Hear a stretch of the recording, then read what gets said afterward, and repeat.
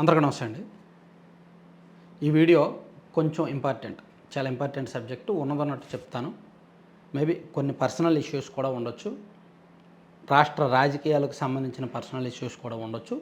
చివరి వరకు చూడండి. ఎందుకంటే ఒక స్ట్రాటజీ, ఒక అంటే fake batch, fake game, fake ప్రచారం, దానిలో కొత్త స్ట్రాటజీ మొదలుపెట్టింది వైసీపీ ప్యూర్లీ. ఇందులో బీఆర్ఎస్ ప్లస్ వైసీపీ కలిపి ఆడుతున్న గేమ్ నాకు ఒకటి కనిపించింది. ఎందుకంటే నేను సీక్వెల్గా చెప్తాను, ఒకసారి అర్థం చేసుకోండి. నాకు మన తెలంగాణ మిత్రుడు ఒక లింక్ పెట్టారు ఇందాక, ఈరోజు మధ్యాహ్నం 1 గంట ఆ టైంకి. అందులో పేరు కూడా చెప్పేస్తున్నాను, నాకేం దాపరికాలు లేవు, నేనేమి అదో చెప్పి యాక్ట్ చేయను. అతను జర్నలిస్ట్ శంకర్ అంట. అక్కడ ఒక వీడియో నేను చూశాను. అతను ఇండైరెక్ట్గా నన్ను థంబ్నెయిల్లోనే నా ఫేస్ పెట్టాడు, కాకపోతే బ్లర్ చేశాడు ఫేస్. ఆ వీడియోలో నా గురించి చెప్పాడు ఇండైరెక్ట్గా. అదేదో సూది అంట, గుండు అంటని కొంచెం నటించాడు. అంటే నటించినట్టు అర్థం, ఎందుకంటే గుండు సూది అని నోరు తిరుగుద్దిగా, గుండు అంట సూది అంట ఎందుకు బిల్డప్లు, గుండు సూది నోరు తిరుగుద్దిగా, షో చేయాల్సిన అవసరం లేదు. సో నా గురించి చెప్పాడు. ఏదో అతను చెప్పాల్సింది అతనికి అనిపించి చెప్పాడు. దానికి కారణం ఏంటంటే, నేను గుంటూరు తెనాల్లో జరిగిన ఇన్సిడెంట్లో పోలీసులకు సపోర్ట్ చేశాను కాబట్టి. నేను ఈ వీడియో ముఖంగా మళ్ళీ చెప్తున్నా, 1000 సంవత్సరాల తర్వాత, లేదా 100 సంవత్సరాల తర్వాత, లేదా 10 సంవత్సరాల తర్వాత అయినా సరే ఆ ఘటన నేను సపోర్ట్ చేస్తాను. మళ్ళీ చెప్తున్నా, ఎందుకనేది కూడా నేను ఆ రోజు కూడా వ్యాలిడ్ రీజన్ చెప్పాను, ఇప్పుడు కూడా చెప్తున్నా. వాళ్ళ ముగ్గురులో ఒక వ్యక్తి మీద 2018 నుంచి క్రిమినల్ కేసులు ఉన్నాయి. గంజాయి బ్యాచ్ అనే ముద్ర ఉంది. ఆ ప్రాంతంలో వాళ్ళంటే భయభ్రాంతులు. కావాలంటే వాళ్ళ క్రిమినల్ హిస్టరీ మీరు చూడండి. నేను ఓపెన్గా చూపించాలంటే ఎంతసేపు, నా దగ్గర డాక్యుమెంట్ ఉంది, ఓపెన్గా పక్కన స్క్రీన్ మీద చూపించవచ్చు. ఎందుకు అదంతా? సో అంటే వాళ్ళని మరీ బదనాం చేసి వాళ్ళని తక్కువ చేయాలనేది నా ఉద్దేశం కాదు. ఎందుకంటే ఆ తల్లిదండ్రులు అనుభవిస్తున్న పెయిన్ నాకు తెలుసు. సో వాళ్ళ ముగ్గురికి నేర చరిత్ర ఉంది కాబట్టి, వాళ్ళ ముగ్గురు తప్పు చేశారు కాబట్టి పోలీసులు అలా ట్రీట్మెంట్ ఇచ్చారు. అయితే పోలీసులు ఇవ్వడం చట్టపరంగా తప్పే, కానీ నైతికంగా మాత్రం ఇవ్వచ్చు. అలా ఇవ్వడం వలన రేపు పొద్దున్న తప్పు చేయాలంటే భయం వేస్తుంది. మనం జర్నలిస్టులుగా ఆలోచించాలి. జర్నలిస్టులుగా ఆలోచించినప్పుడు మనం నైతికత ఆలోచించాలి, చట్టము ఆలోచించాలి. నేను రెండూ చెప్పా. నైతికంగా నేను మద్దతు ఇస్తా, కానీ చట్ట ప్రకారం తప్పు, అలా కొట్టకూడదు, అలా కొట్టే హక్కు పోలీసులకు లేదు. సో దానికి ఇంత రచ్చ చేసి నాకు కౌంటర్ ఇవ్వాల్సిన అవసరం అయితే మీకు లేదు, ఈవెన్ ఎవరికీ లేదు. సరే, ఆ మిత్రుడిది తీరా చూస్తే అతను తెలంగాణ వ్యక్తి, అతనికి ఏం సంబంధం? సరే, జర్నలిస్ట్కి లిమిటేషన్స్ లేవు, ఎక్కడ వ్యక్తి ఏదైనా మాట్లాడవచ్చు. ఇప్పుడు మన తెలుగు ఛానల్లో ఇంటర్నేషనల్ వార్తలు వస్తాయి కదా, కాబట్టి తెలంగాణ వ్యక్తి అయినా ఈ ఆంధ్రప్రదేశ్ పాలిటిక్స్ చెప్పొచ్చు. అతను ఆంధ్రప్రదేశ్ పాలిటిక్స్ చెప్పలా, నా గురించి చెప్పాడు. సో ఏంటి ఇతనికి నాతో గోక్కోవాల్సిన దురద ఏంటా అని ఆలోచిస్తే అతను ప్రొఫైల్ చెక్ చేశాను. అతను బీఆర్ఎస్ పార్టీ వ్యక్తి. అంతకుముందు బీఆర్ఎస్ పార్టీలో యాక్టివ్గా పనిచేశాడు. అతని మీద కాంగ్రెస్ పార్టీ వాళ్ళు ఏదో దాడి కూడా చేసినట్టున్నారు. అతని మీద కొంత నిఘా పెట్టారు. బీఆర్ఎస్ పార్టీ వాడనే ముద్ర పడిపోయింది. ఈ మధ్య బీఆర్ఎస్కి కంప్లీట్ అనుకూలంగా మారిపోయాడు ఆయన. అసలు బీఆర్ఎస్ పార్టీ వాళ్ళకి నా మీద ఇలా చేయాల్సిన దురదేంట అని ఇంకొంచెం నాకు తెలిసిన మిత్రుల్ని, బీఆర్ఎస్ పార్టీలో ఉన్న మిత్రుల్ని అడిగితే వైసీపీకి బీఆర్ఎస్కి ఈ మధ్య ఒక డీల్ జరిగింది. అదేంటంటే, వైసీపీ వాళ్ళు ఇప్పుడు వాళ్ళకి ఆంధ్రప్రదేశ్లో ఉన్న సోకాల్డ్ పెయిడ్ బ్యాచ్ చాలక తెలంగాణలో ఉన్న పెయిడ్ బ్యాచ్తో ఆంధ్రప్రదేశ్లో ఇలా ఎంటర్ అవుతున్నారనమాట. ఈ విధమైన వీడియోలు చేసి ఇన్ఫ్లుయెన్స్ చేసే ప్రయత్నం చేస్తున్నారని నాకు అర్థమైంది. నాకు చెప్పారు, ఆ మిత్రులు చెప్పారు. నేను ఈనాడులోనే పనిచేశాను. నాకు ఒంగోలులో పనిచేశాను, వెస్ట్ గోదావరిలో పనిచేశాను, విశాఖపట్నంలో పనిచేశాను. సో 2009లో నేను ఈనాడులోకి ఎంటర్ అయ్యాను. 2020లో నేను ఈనాడు నుంచి బయటకు వచ్చాను. ఆ తర్వాత ఒక వెబ్సైట్లో పనిచేశాను, స్టేట్ పొలిటికల్ కంటెంట్ హెడ్గా. ఆ తర్వాత సొంతంగా ఛానల్ పెట్టుకున్నాను. సొంతంగా ఛానల్ పెట్టుకున్నప్పటికీ నాకు వచ్చిన ఫస్ట్ రెవెన్యూ 9,600, ఆ తర్వాత వచ్చిన రెవెన్యూ నెలకు 40,000, ఆ తర్వాత వచ్చిన రెవెన్యూ 96,000, ఆ తర్వాత తిరుగు లేకుండా వచ్చింది. యూట్యూబ్లో రోజుకి 6 లక్షల నుంచి 10 లక్షల వ్యూస్ వస్తాయి. నా 3 ఛానళ్ళకి కూడా 6 లక్షల నుంచి 10 లక్షల వ్యూస్ వస్తాయి పర్ డే, రోజుకి. పాతవైతేనేమి కొత్తవైతేనేమి మొత్తం కలిపితే రోజుకి యావరేజ్గా 8 లక్షల వ్యూస్ వస్తున్న ఒక ఛానల్కి ఎంత రెవెన్యూ వస్తుంది అనేది ప్రతి యూట్యూబ్ కంటెంట్ క్రియేటర్కి తెలిసే ఉంటుంది, తెలుసు. సో అంత రెవెన్యూ వస్తున్నాడు, ఎంత బలుపుతో ఉంటాడో. ఇది బలుపు మీన్స్ అహంభావం కాదు, ఆత్మాభిమానం, నిజాయితీతో కూడిన బలుపు. ఎంత బలుపుతో ఉంటాడో అంత బలుపుతో నేనున్నా. ప్యూర్లీ నేను ఎక్కడి నుంచో వచ్చా, ఏ స్థాయికో వచ్చా, ఇప్పుడు ఏ స్థాయిలోనో ఉన్నాం. ఏ ఒక్క పార్టీని ఏ ఒక్క నాయకుడిని కేర్ చేయను కాక చేయను. నిర్మోహమాటంగా చెప్తున్నా, నిక్కచ్చిగా చెప్తున్నా. ఏ ఒక్క పార్టీ నాయకుడిని కూడా, టీడీపీ అవని, వైసీపీ అవని, జనసేన అవని, ఏ ఒక్క పార్టీని కూడా కేర్ చేయను. అవసరమైతే నా ఛానల్ మూసుకొని వేరే పని చేసుకుంటా. అర్థమైంది కదా? ఇదే మాట చాలాసార్లు చెప్పాను, ఇప్పుడు కూడా చెప్తున్నా. నా మీద మరీ అటాక్ చేస్తే, నన్ను మరీ ఇబ్బంది పెట్టే ప్రయత్నం చేస్తే ఛానల్స్ మూసుకొని నా పని నేను చేసుకుంటా. నేను ఒక్క జర్నలిస్ట్ని మాత్రమే కాదు, నేను ఒక బిజినెస్ మ్యాన్ను కూడా. నేను ఎప్పుడు ఏదో ఒకటి ఆలోచిస్తూనే ఉంటా, కొత్త స్టార్టప్లు పెడుతూనే ఉంటా, కొత్త ప్రయోగాలు ప్రయత్నాలు చేస్తూనే ఉంటా. ఎందుకంటే నేనున్న ఈ స్థాయికి ఏదో ఒక ఎమ్మెల్యేలు ఇంటర్వ్యూలు చేసుకునో, లేదంటే ఏదో ఒక పొలిటీషియన్ దగ్గరికి వెళ్ళో ఎంతో కొంత సంపాదించడం పెద్ద కష్టమేమీ కాదు, చాలా ఈజీ, చాలా సులువు. కానీ నాకు నెల వస్తున్న ఇన్కంతో నాతో పాటు ఒక 10 కుటుంబాలు మా ఛానల్ మీద బతుకుతున్నాయి.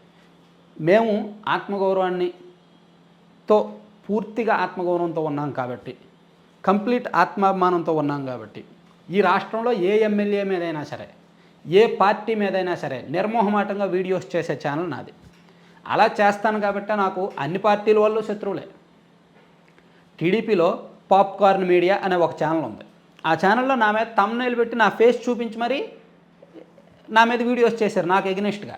గుండు సూదికే గుణపం దింపాడని చెప్పి ఒక థంబ్నెయిల్ పెట్టారు ఒక 6 నెలల కిందట నా మీదే. అదే ఛానల్లో 2-3 వచ్చాయి.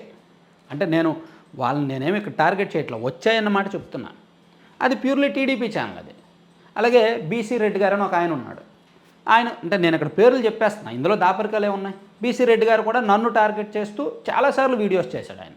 ఆయనకి నాకు శత్రుత్వం లేదు, ఆయన ఎవరో నాకు తెలియదు, నేనెవరో ఆయనకు తెలియదు. కానీ ఆయన నన్ను టార్గెట్ చేస్తూ చాలా వీడియోస్ చేశాడు, ఇప్పటికీ చేస్తూనే ఉంటాడు. నేను వైసీపీ పెయిడ్ ఆర్టిస్ట్నని, వైసీపీ వాళ్ళ బ్యాచ్నని, వైసీపీ వాళ్ళ స్ట్రాటజీ వ్యూహంలో భాగంగా నన్ను వదులుతారని, నా వల్ల టీడీపీకి నష్టమని ఆయన చాలాసార్లు చెప్పాడు. అవి చూసి నవ్వుకుంటా ఉంటా, ఒక్కోసారి కోపం వస్తుంది, సర్లే తెలియక మాట్లాడతారు. అతను టీడీపీ కార్యకర్త, అతను చాలాసార్లు చెప్తాడు నేను టీడీపీ కార్యకర్తనని. సో టీడీపీ వాళ్ళు ఇలా నన్ను టార్గెట్ చేశారు, చాలా సందర్భాల్లో చేసుకొచ్చారు. ఈవెన్ వైసీపీ వాళ్ళు కూడా కొంతమంది. ఎందుకు? మహాసేన రాజేష్, టీడీపీ అధికార ప్రతినిధి మహాసేన రాజేష్ వాళ్ళ థంబ్నెయిల్లో నా పేరు పెట్టి ఎన్ని వీడియోస్ చేయలేదు నా మీద. సో టీడీపీ వాళ్ళు నన్ను ఎన్నోసార్లు టార్గెట్ చేశారు. ఐ డోంట్ కేర్, నేను ఏ పార్టీని లెక్క చేయను. వాళ్ళకి నేను కౌంటర్ ఇవ్వాల్సిన అవసరం కూడా నాకు ఉండదు.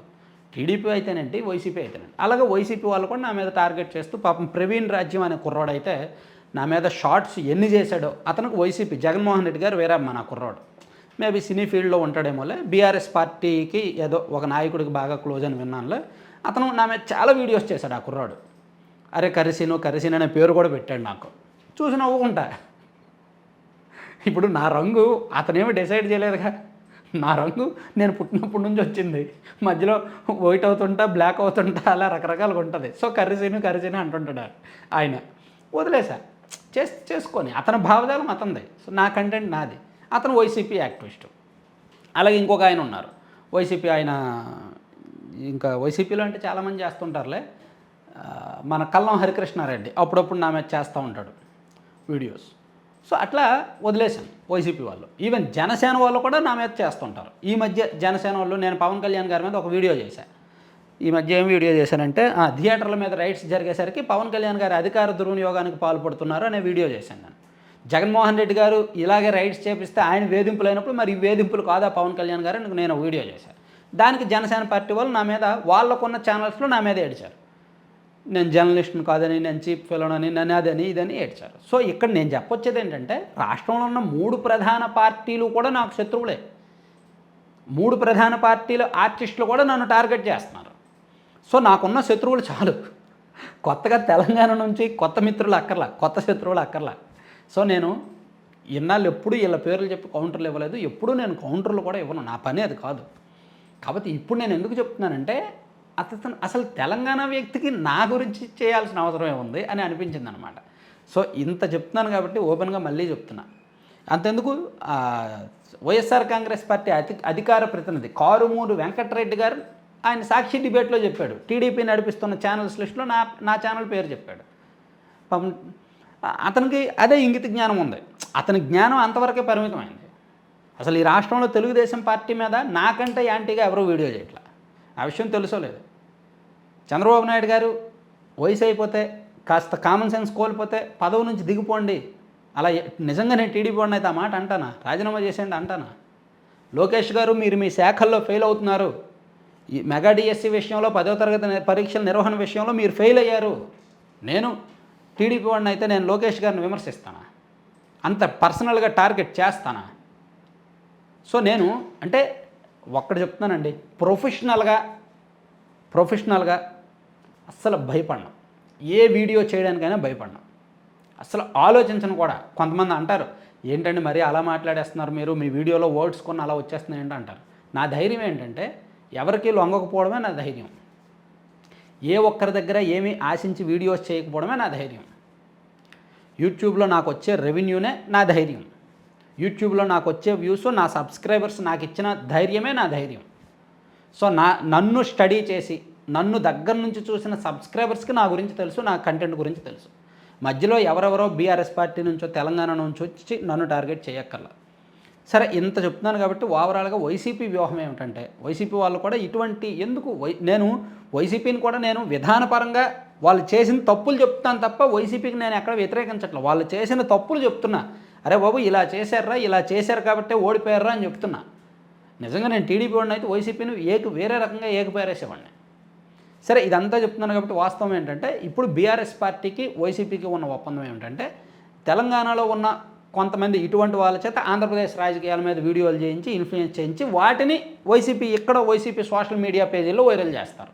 దానివల్ల ఏమనిపిస్తుంది చూసే ప్రజలకి, అరే తెలంగాణ వాళ్ళకు కూడా ఆంధ్రప్రదేశ్ని తిట్టుకుంటున్నారు, తెలంగాణ వాళ్ళు కూడా ఆంధ్రప్రదేశ్లో కూటమి ప్రభుత్వాన్ని వ్యతిరేకిస్తున్నారు, తెలంగాణ వాళ్ళు కూడా ఆంధ్రప్రదేశ్లో టీడీపీని అసహించుకుంటున్నారు అనే ఒక భావన క్రియేట్ చేసే చచ్చు బుద్ధి, వంకర బుద్ధి, ఫేక్ బుద్ధి, ఇటువంటి ఫేక్ బుద్ధులు ఉన్నాయి కాబట్టే పార్టీ అలా ఉంది.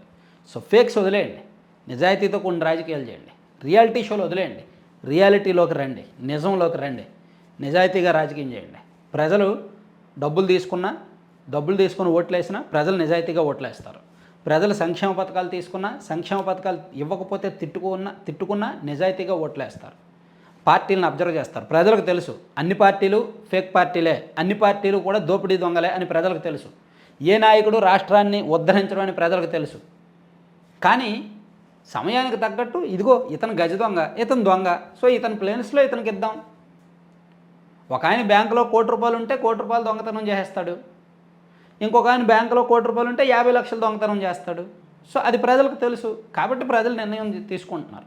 సో అది ప్రజలను కన్విన్స్ చేయండి తప్ప అనవసరంగా ఈ ఫేక్ అబద్ధాలు ఇటువంటివి అయితే చేయడం వలన వైసీపీకి టైం వేస్ట్ తప్ప ఇంకా వేరే అయితే ఉండదు. ఈవెన్ బీఆర్ఎస్ కూడా పాపం ఇటువంటి ఎందుకు వాళ్ళ కేటీఆర్ గారు కొత్త నాయకత్వం, పాపం వాళ్ళ రాష్ట్రంలో ఎలా ఎదగాలి, మళ్ళీ గెలవాలా లేదా, వాళ్ళ ఫ్యామిలీ పరిస్థితి ఏంటి అది చూసుకోకుండా ఈ పిచ్చి ప్రయోగాలన్నీ ఎందుకు? మీకు నిజంగా ఆర్టిస్టులు ఉన్నారు. సో అసలు సోషల్ మీడియాలో ఇటువంటి పెయిడ్ ఆర్టిస్టులను తయారు చేయడంలో బీఆర్ఎస్ పార్టీయే ముందు, ఆ తర్వాతే వైఎస్ఆర్ కాంగ్రెస్ పార్టీ, ఆ తర్వాత అదే పందాలో ఒక టీడీపీ కూడా వచ్చింది. ఈవెన్ తెలుగుదేశం పార్టీలో కూడా పెయిడ్ ఆర్టిస్టులు ఉన్నారు. ఈ 3 పార్టీలు కూడా పెయిడ్ ఆర్టిస్టులను పెంచి పోషిస్తున్నాయి. ఎవడి గోలు వాడిదే. కాకపోతే ప్రజలకున్న కామన్ సెన్స్ ముందు వీళ్ళు ఏమి ఉండదు. సో ఆంధ్రప్రదేశ్ రాజకీయాల్లో యూట్యూబ్ ఛానల్స్లో యూట్యూబర్స్లో హయ్యెస్ట్ ఇన్ఫ్లుయెన్స్ చేసేది మన ఛానల్ మాత్రమే, హయ్యెస్ట్ వ్యూస్ వచ్చేది మన ఛానల్ మాత్రమే. కాబట్టి ఇటువంటి ప్రతి గొట్టంగాళ్ళకి కూడా మన ఛానలే టార్గెట్ అవుద్ది, నేనే టార్గెట్ అవుతాను. సో ప్రతి పార్టీకి, ప్రతి పార్టీ కార్యకర్తకి, ప్రతి పార్టీ సోషల్ మీడియా ఇన్ఫ్లుయెన్సర్కి, ప్రతి పార్టీ భావజాల జర్నలిస్ట్కి నేను టార్గెట్ అవుతాను. కానీ నా ఇండివిజువల్ లైఫ్ వేరు, నా ప్రొఫెషన్ వేరు, నా ఎథిక్స్ వేరు, నా మోరల్ వేరు, నేను కంటెంట్ వేరు. సో ఎవరి పని వాళ్ళు చూసుకుంటే మంచిది. Thank you.